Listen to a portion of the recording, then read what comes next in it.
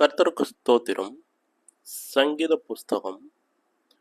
துன்மார்க்கருடைய ஆலோசனையில் நடவாமலும் பாவிகளுடைய வழியில் நில்லாமலும் பரியாசக்காரர் உட்காரும் இடத்தில் உட்காராமலும் கர்த்தருடைய வேதத்தில் பிரியமாயிருந்து இரவும் பகலும் அவருடைய வேதத்தில் தியானமாயிருக்கிற மனுஷன் பாக்கியவான்.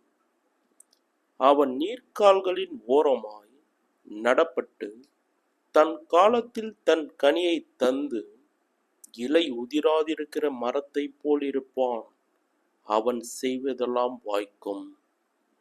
துன்மார்க்கரோ அப்படி இராமல் காற்று பறக்கடிக்கும் பதரை போல் இருக்கிறார்கள்.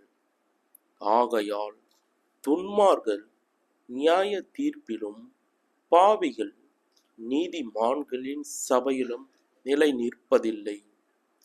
கர்த்தர் நீதிமான்களின் வழியை அறிந்திருக்கிறார், துன்மார்க்கரின் வழியோ அழியும். ஆமென்.